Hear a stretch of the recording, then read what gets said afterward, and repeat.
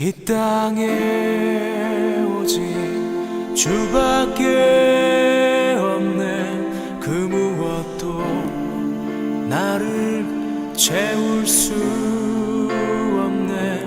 주님의 평안 내 안에 있네. 그 누구도 빼앗을 수 없네. 이 땅에 오직 주밖에 없네. 그 무엇도 나를 채울 수 없네. 주님의 평안 내 안에 있네. 그 누구도 빼앗을 수 없네. 세상은 변해가고 소망은 힘을 잃어도 변함없이 붙드시는 그 구원의 손길. 폭풍이 몰려와도 두려움 물러가네. 우리 위에 싸우시는 그 손을 의지해. 이 세상 어디에서 평안을 찾을 수 있나. 목숨까지 내어주신 그 깊은 사랑을 우리가 바래왔고 꿈꾸어왔던 미래가 그 한없는 사랑 안에서 열리고 있네.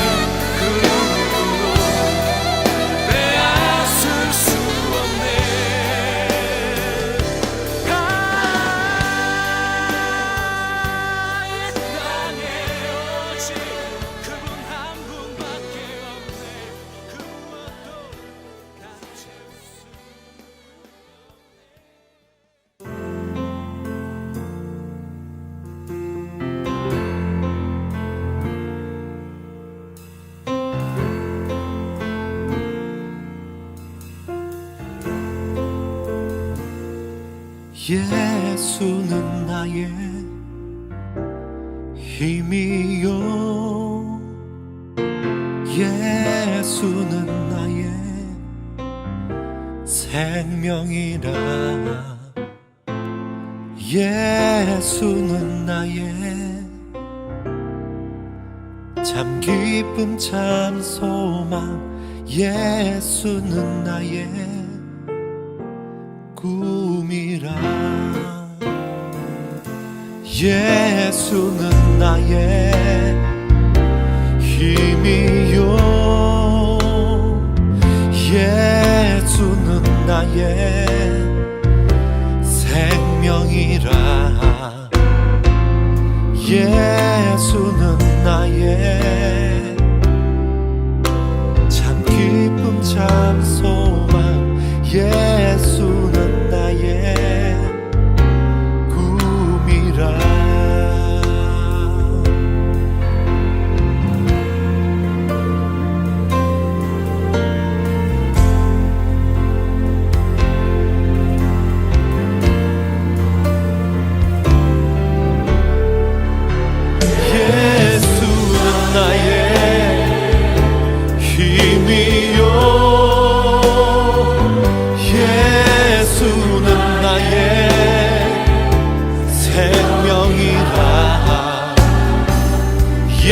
예수는 나의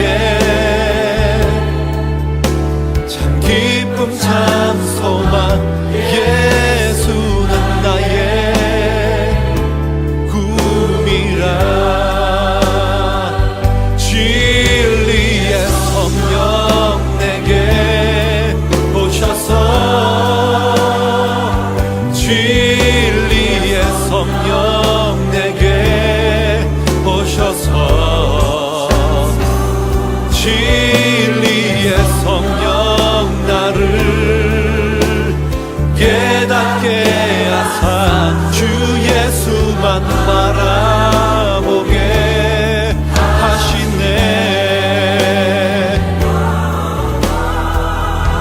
예수는 나의 힘이요 예수는 나의 생명이라 예수는 나의 참 기쁨 참 소망 예수는 나의 꿈이라 예수는 나의 힘이요 예수는 나의 생명이라 예수는 나의 참 기쁨 참 소망 예수는 나의 꿈이라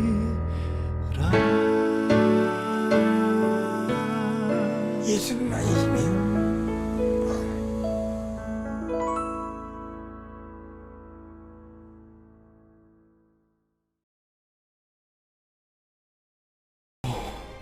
예수께서 그 잡으러 온 대제사장들과 성전의 경비대장들과 장로들에게 이르시되 너희가 강도를 잡는 것 같이 검과 몽치를 가지고 나왔느냐? 내가 날마다 너희와 함께 성전에 있을 때 내게 손을 대지 아니하였도다. 그러나 이제는 너희 때요 어둠의 권세로다. 예수를 잡아 끌고 대제사장의 집으로 들어갈새 베드로가 멀찍이 따라가니라. 사람들이 뜰 가운데 불을 피우고 함께 앉았는지라. 베드로도 그 가운데 앉았더니 한 여종이 베드로의 불빛을 향하여 앉은 것을 보고 주목하여 이르되 이 사람도 그와 함께 있었느니라. 이 여자여, 내가 그를 알지 못하노라. 조금 후에 다른 사람이 보고 너도 그 도당이라. 이 사람아, 나는 아니로라. 한 시간쯤 있다가 또 한 사람이 장담하여 이르되 이는 갈릴리 사람이니 참으로 그와 함께 있었느니라. 이 사람아, 나는 내가 하는 말을 알지 못하노라. 아직 말하고 있을 때에 닭이 곧 울더라. 주께서 돌이켜 베드로를 보시니 베드로가 주의 말씀 곧 오늘 닭 울기 전에 네가 3번 나를 부인하리라. 하심이 생각나서 밖에 나가서 심히 통곡하니라.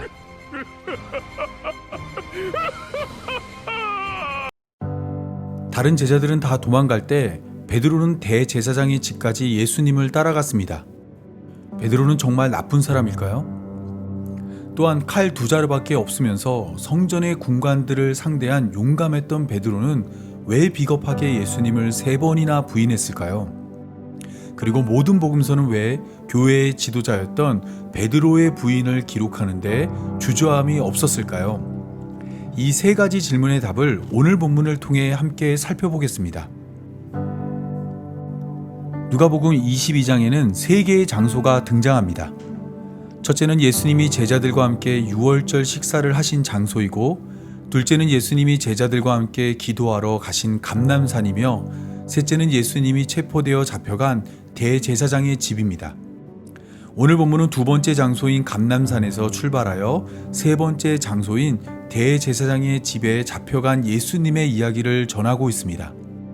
이때 누가복음의 시선은 예수님에서 베드로로 옮겨집니다. 52절에서 53절은 예수님을 중심으로 전개되고 54절에서 62절은 베드로를 중심으로 전개됩니다. 52절에서 53절은 베드로가 자른 말고의 귀를 고쳐준 예수님의 이야기를 전하고 있습니다.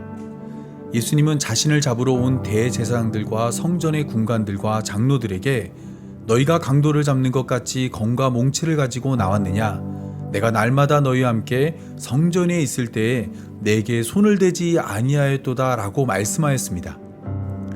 예수님을 잡으러 온 자들은 이스라엘의 종교를 관장하는 대제사장들과 성전의 치안과 질서를 담당했던 군관들과 백성들을 지도했던 장로들이었습니다.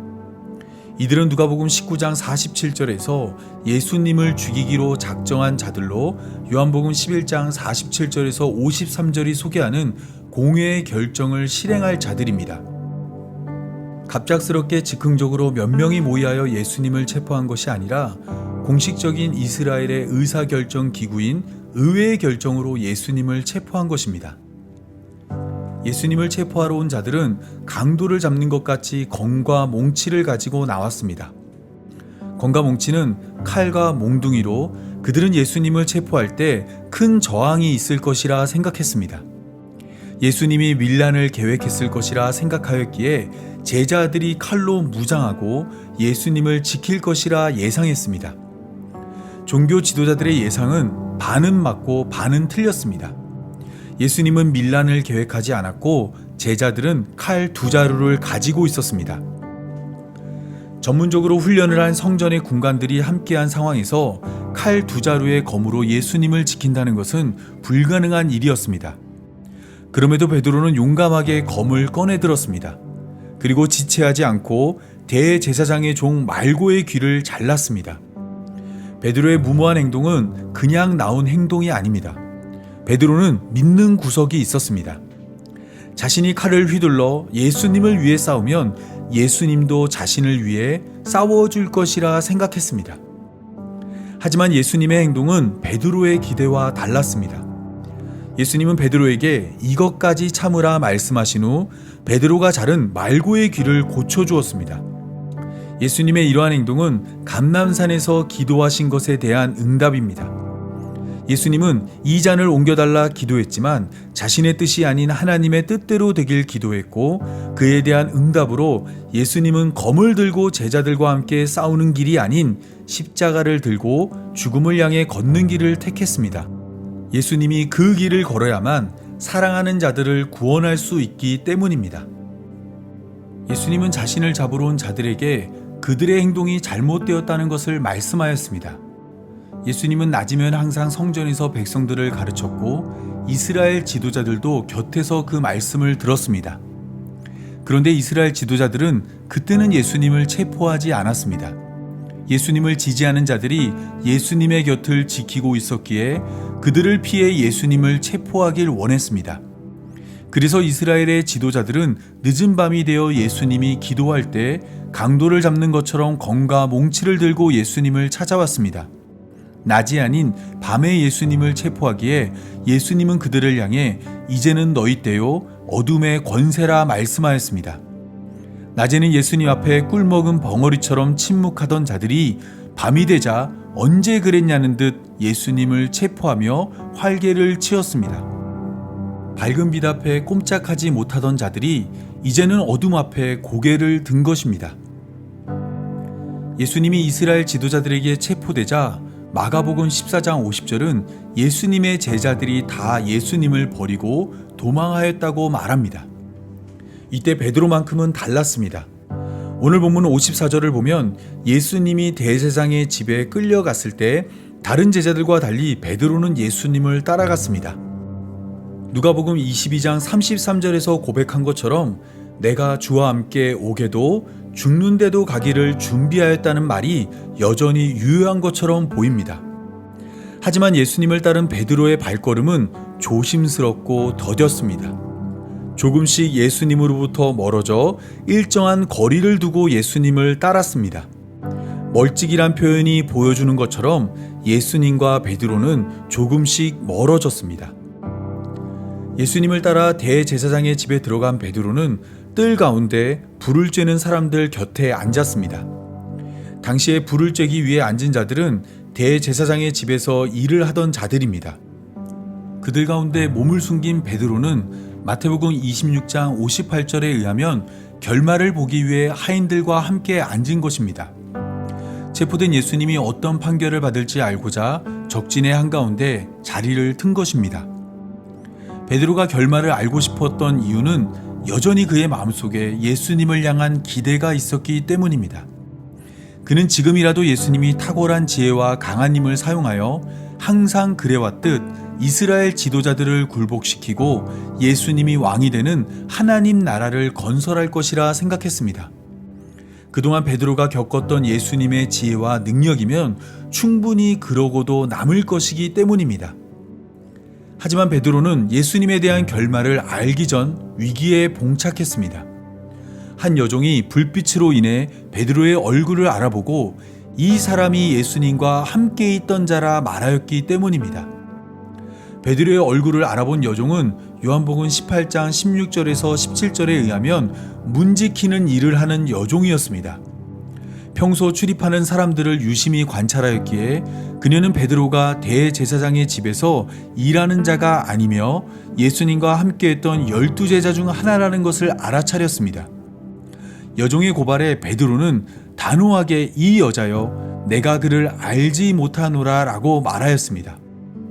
베드로는 단호하게 자신은 예수님과 관계없다 말하였지만 사람들의 추궁은 계속되었습니다. 다른 사람이 보고 너도 그 도당이라 고발하였습니다. 도당이란 사전적으로 불순한 사람의 무리를 말합니다. 베드로가 예수님과 함께 했던 자가 아니라면 좀 더 범위를 넓혀 예수님을 따르는 무리 중 하나라 말한 것입니다. 역시 이번에도 베드로는 이 사람아 나는 아니로다 라고 말하였습니다. 거듭해서 자신을 예수님과 관계없는 자라 말한 베드로는 1시간 정도 시간이 흐른 뒤 세 번째 추궁을 받았습니다. 어떤 한 사람이 장담하여 이는 갈릴리 사람이니 참으로 그와 함께 있었느니라 라고 말하였습니다. 누가복음은 이 사람이 누구인지 침묵하지만 요한복음 18장 26절에 의하면 그는 베드로가 귀를 자른 말고의 친척입니다. 그는 베드로가 말고의 귀를 자를 때 그 자리에 있었고 똑똑히 베드로의 얼굴을 보았습니다. 그의 고발은 이전보다 더 넓은 범위로 베드로를 옥죄었습니다. 예수님과 함께했던 자라는 고발에서 시작해 예수님을 따르는 도당이라 고발하였고 이번에는 갈릴리 사람으로 예수님과 함께했다 고발하였습니다. 그가 베드로를 향해 갈릴리 사람이라 지목한 것은 마태복음 26장 73절에 의하면 베드로의 억양 때문입니다. 그는 베드로의 말소리가 베드로를 표명한다 말하였습니다. 몇 마디 나누지 않았지만 베드로의 말투에서 갈릴리 사람의 말투가 나타난 것입니다. 계속되는 추궁은 베드로를 궁지로 몰았습니다. 때문에 베드로는 직면한 문제를 해결하기 위해 다시 한번 힘주어 예수님을 부인했습니다. 이 사람아, 나는 내가 하는 말을 알지 못하노라 라고 말한 것입니다. 세 번의 증언과 베드로의 말투가 베드로의 제자됨을 증명했지만 베드로는 단호하고 확실하며 분명하게 자신은 예수님과 관계없는 사람이라 말하였습니다. 사람들의 고발과 의심이 계속되었지만 베드로는 불편하고 곤란한 자리에서 일어서지 않았습니다. 반복되는 고발과 의심을 한 귀로 듣고 한 귀로 흘려보내며 앉은 자리를 떠나지 않았습니다. 얼굴에 철판을 깔고 체포된 예수님에 대한 판결을 기다렸습니다. 예수님이 풀려나면 누구보다 먼저 예수님을 맞이하여 누가복음 12장 36절과 같이 예수님을 기다리는 종이 되고 싶었습니다. 하지만 예수님의 재판은 좀처럼 끝날 기미가 없었습니다. 가시방석 같은 자리에서의 기다림은 계속되었습니다. 그러던 가운데 아침을 깨우는 닭의 울음소리가 대제사장의 뜰을 가득 채웠습니다. 어둠은 물러가고 밝은 빛이 고개를 들자 베드로도 까맣게 잊고 있던 예수님의 말씀이 떠올랐습니다. 닭이 울기 전 내가 나를 3번 부인하리라 예고하신 예수님의 말씀이 생각났습니다. 다른 복음서와 달리 누가복음은 이때의 모습을 굉장히 극적으로 소개합니다. 대제사장의 집에서 신문을 받던 예수님이 닭이 울자 고개를 돌려 베드로를 보았고 베드로는 이때 예수님이 말씀하신 것이 생각나 밖으로 나가 심히 통곡하였다고 말합니다. 여기서 우리는 몇 가지 질문을 할 수 있습니다. 첫째는 베드로는 정말 나쁜 사람일까라는 질문이고, 둘째는 말고의 귀를 자를 정도로 용감했던 베드로는 무엇이 두려워 예수님을 부인한 것일까이며, 셋째는 모든 복음서가 베드로의 부인을 왜 기록했을까입니다. 먼저 첫 번째 질문인 베드로는 정말 나쁜 사람일까에 대해 살펴보겠습니다. 오늘 본문을 꼼꼼히 읽어보면 베드로는 확실히 12제자 중 가장 충직한 제자였습니다. 모든 제자가 예수님을 떠나 도망하였음에도 베드로는 예수님이 잡혀간 대제사장의 집을 찾아갔습니다. 마태복음 26장 33절이 말하고 있는 것처럼 베드로는 모두 주를 버릴지라도 자신은 결코 버리지 않겠다는 다짐을 지킨 것입니다. 더욱이 베드로는 자신을 고발하는 일이 3번이나 반복되었지만 자리를 뜨지 않았습니다. 대제사장의 집에 머물며 신문의 결과를 기다렸습니다. 숨통을 조여오듯 범위를 넓혀가며 베드로를 향한 고발이 계속되었지만 베드로는 위험을 감수하고 예수님을 기다렸습니다. 이러한 베드로의 모습은 분명 존경스럽고 칭찬받아 마땅한 모습입니다. 다른 제자들이 할 수 없는 일을 하였고 누구도 흉내낼 수 없는 일을 하였습니다. 하지만 예수님이 원하는 것은 적당히 거리를 두며 예수님의 곁을 지키는 것이 아닙니다. 예수님은 누가복음 14장 26절에서 27절을 통해 물은 내게 오는 자가 자기 부모와 처자와 형제와 자매와 및 자기까지 미워하지 아니하면 능히 나의 제자가 되지 못하고 누구든지 자기 십자가를 지고 나를 쫓지 않는 자도 능히 나의 제자가 되지 못하리라 말씀하였습니다. 예수님의 제자로서 예수님을 따른다는 것은 멀찍이 예수님을 따르는 자가 아니라 예수님과 함께 십자가를 지는 자입니다. 지구의 위성인 달처럼 항상 주변을 맴돌지만 결코 만날 수 없는 관계를 원하지 않습니다. 요한복음 15장에서 나는 참 포도나무요 내 아버지는 농부라 말한 예수님은 우리가 포도나무에 붙은 가지처럼 예수님 안에 거함으로 열매 맺는 자가 되길 원합니다. 그렇지 아니하여 포도나무에서 떨어진 가지는 밖에 던져져 불에 태워집니다. 포도나무에 붙은 가지와 겉모습은 같지만 제 기능을 하지 못하므로 심판에 이르게 되는 것입니다. 때문에 우리는 적당히 예수님과 거리를 둔 성도가 아니라 예수님이 우리 안에, 우리가 예수님 안에 거하는 성도가 되어야 합니다. 고린도후서 5장 17절은 누구든지 그리스도 안에 있으면 새로운 피조물이 된다 말합니다. 이 말을 반대로 생각해 보면 누구든지 그리스도 밖에 있으면 새 사람이 될 수 없습니다. 예수님의 곁을 맴돌며 매주 빠지지 않고 교회에 출석하여 예배를 드리고 헌금을 하며 봉사를 통해 헌신을 드러내도 예수 그리스도 밖에 있는 자는 결코 새 사람이 될 수 없습니다. 종교를 기독교라 말하면서 예수님에 대해 알고 싶어 하는 것도 없고 알려 하지도 않는 자는 예수님 안에 거할 수 없습니다. 교회에 발만 담그고 멀찍이 예수님을 바라만 보는 자는 예수님이 원하는 자가 아닙니다. 예수님은 마주 보는 자가 아닌 포개어 하나 되는 자를 원하기 때문입니다. 따라서 우리는 예수님과 포개어 하나가 되도록 우리 삶에 예수님을 위한 빈자리를 마련해야 합니다. 베드로의 삶이 보여주는 것처럼 우리의 의지적 결정은 결코 예수님께 닿을 수 없습니다.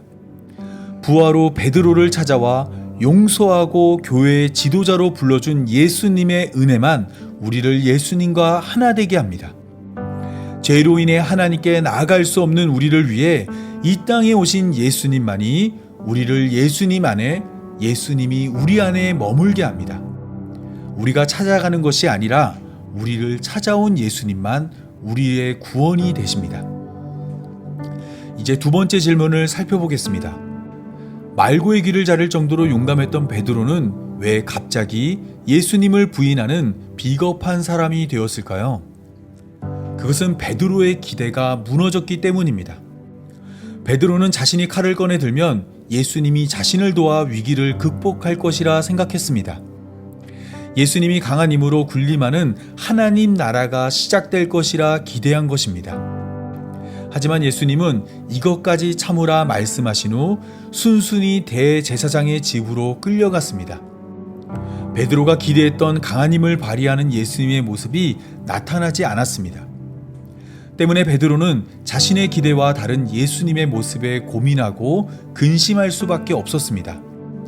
주와 함께 오게도 죽는데도 가기를 각오했다 말하였지만 나약한 예수님은 베드로가 목숨을 바쳐 함께하고 싶은 분이 아니었습니다. 그래서 베드로는 거듭되는 고발과 의심에 예수님을 부인하는 자가 되었습니다. 강한 힘으로 이스라엘의 독립을 위해 싸우는 예수님이라면 목숨까지 바쳐 함께하고 싶지만 나약한 모습으로 사람에게 짓밟히는 예수님이라면 자신의 목숨을 바칠 이유가 없다 생각한 것입니다. 베드로의 이러한 모습은 고스란히 우리의 교회에 자리 잡았습니다. 많은 교회들이 하나님은 전지하며 전능하심으로 우리의 모든 문제를 해결하고 우리가 원하는 것을 넉넉하게 허락하며 아픈 것을 낫게 하고 좋은 대학과 대기업을 보장하며 누구나 부러워하는 삶을 허락하는 분으로 소개합니다. 그렇다 보니 자연스럽게 교회는 하나님을 통해 원하는 것을 받고 누리는 곳이 되었습니다. 헌금은 재테크처럼 하나님을 감동시킬 투자가 되었고 기도는 어린아이의 떼부림처럼 하나님께 조르는 것이 되었으며 찬양은 관객을 감동시키는 배우의 연기처럼 마음에도 없는 말을 아름다운 멜로디에 담아 하나님께 고백하는 것이 되었습니다. 이러한 모습은 원하는 것을 얻을 때보다 원하는 것을 얻지 못할 때 더욱 뚜렷해집니다. 1000번제, 100일 기도, 금식 기도, 작정 기도, 특별 새벽 집회 등을 통해 기도 제목이란 이름으로 원하는 목록을 만들어 하나님의 팔이라도 꺾어 원하는 것을 받아내려 합니다. 이러한 자들은 결코 우리에게 십자가를 내미는 예수님을 인정할 수 없습니다. 자신이 믿으며 바라며 기대한 분이 아니기에 거듭되는 고발과 의심에 예수님을 부정합니다. 힘있고 강한 예수님만 생각했기에 못자국난 손으로 십자가를 건네는 예수님의 손길을 외면합니다. 화려하게 빛나는 황금 왕관을 쓴 예수님만 생각하였기에 가시면류관을 쓴 예수님을 마음에 두지 않습니다. 말끔하게 차려입은 예수님은 좋지만 갈기갈기 찢어진 옷을 입은 예수님은 싫어합니다. 때문에 이들은 생명으로 인도하는 예수님이 눈앞에 있어도 예수님과 함께하지 않습니다. 자신이 원하는 구원을 찾아 다른 그리스도를 찾아 나섭니다. 자신을 더 나은 삶으로 인도할 다른 예수를 원하기 때문입니다. 우리는 무엇보다 먼저 성경이 소개하는 예수님을 알아야 합니다. 자신의 경험이나 다른 사람이 들려주는 예수님이 아니라 성경이 말하는 예수님을 깨달아야 합니다. 성경이 말하는 예수님은 자기 백성을 구원하기 위해 죽기까지 복종하심으로 낮아지신 분입니다. 높은 곳이 아니라 낮은 곳을 향해 구르고 굴러 우리의 그리스도가 되었습니다. 우리는 이 사실을 기억하므로 못자국난 손으로 우리에게 십자가를 내미는 예수님의 손을 붙잡는 자가 되어야 합니다. 황금 왕관으로 미혹하는 자를 물리치고 가시면류관을 쓴 예수님을 마음에 두어야 합니다. 말끔하게 차려입은 자에게 속지 않고 갈기갈기 찢긴 옷을 입은 예수님을 따라야 합니다. 예수님이 가신 길은 좁고 험해도 그 길 끝에는 생명이 있기 때문입니다. 마지막으로 세 번째 질문을 살펴보겠습니다. 모든 복음서는 왜 베드로의 부인을 전하고 있을까요? 복음서가 기록될 당시 베드로의 위치를 생각해 보면 베드로의 부인이 기록되는 것은 납득하기 어렵습니다. 베드로는 초대교회로 불리는 처음 교회의 지도자 중 가장 앞에서 교회를 이끈 사람입니다.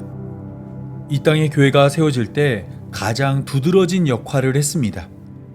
그런데 복음서의 모든 저자들은 하나같이 베드로의 치부를 들춰내며 베드로의 부인을 기록하는데 주저함이 없습니다. 영웅 같은 위인으로 베드로를 포장하지 않고 있는 그대로 베드로의 말과 행동을 소개했습니다. 왜냐하면 복음서는 오직 예수님을 전하는 데 목적이 있었기 때문입니다. 베드로는 물론이고 사람의 위대함이나 탁월함을 전하기 위해 복음서를 기록하지 않았습니다. 복음서는 오히려 그들의 죄를 폭로함으로 그들을 은혜로 덮는 예수님의 사랑을 소개하였습니다. 베드로가 교회의 지도자로 왕성하게 활동할 때 그의 허물을 기록함으로 허다한 죄를 덮어 구원하는 예수님의 십자가를 깨닫게 하였습니다. 베드로와 같이 예수님을 3번이나 부인한 죄인도 은혜로 구원하는 예수님의 사랑을 세상에 선포한 것입니다.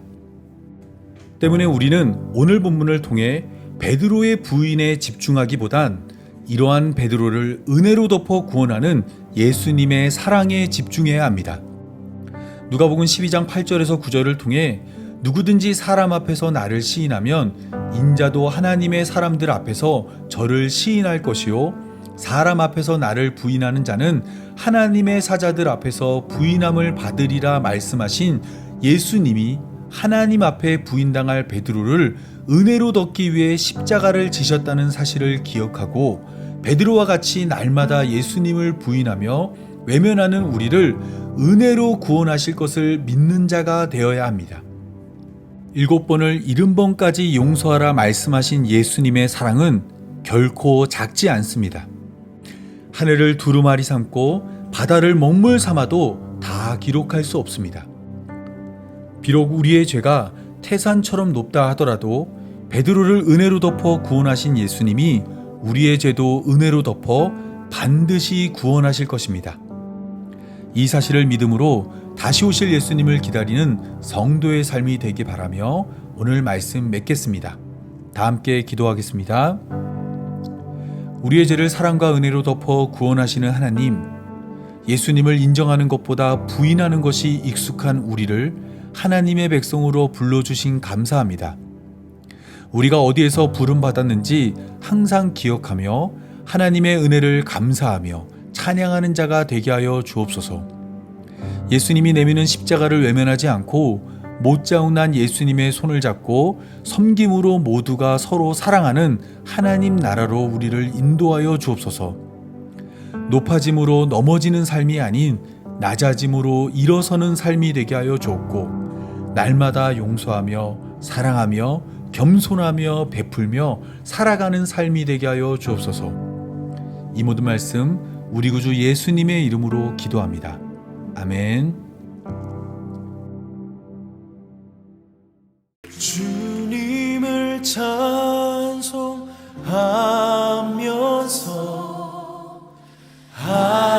할렐루야 할렐루야 내 앞길 멀고 험해도 나 주님만 따라가리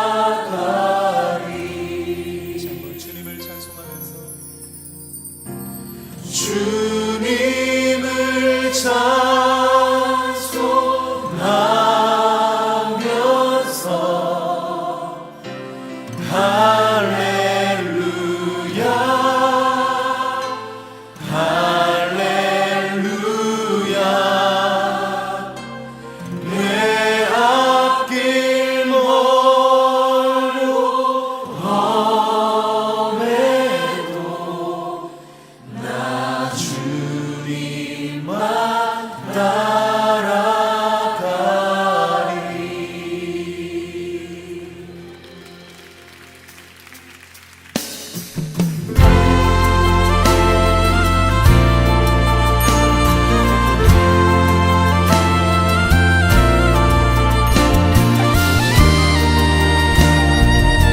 주님 앞에 우리의 믿음의 고백을 올려드리며 함께 믿음의 선포하며 나가십니다.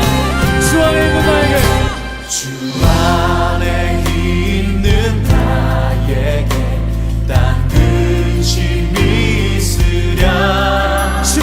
십자가 밑에 나아가 내 짐을 풀었네. 그 두려움이 변하여 두려움이 변하여 내 기도 되었고 전날의 안식 나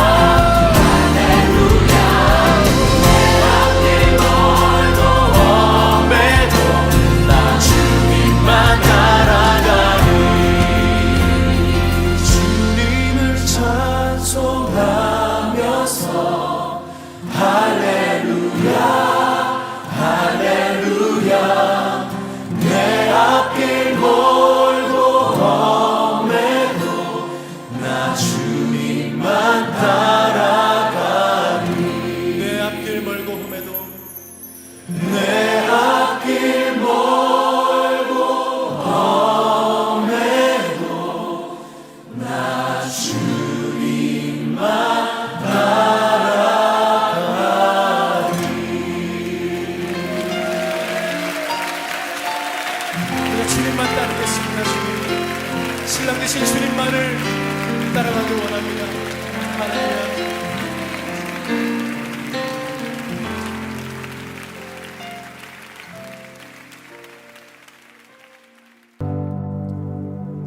이제는 예수님의 한량없는 은혜와 하나님의 풍성하신 사랑과 성령의 끊임없는 인도하심이 은혜와 사랑을 갈망하는 모든 성도들과 영원토록 함께하길 간절히 축원하옵나이다.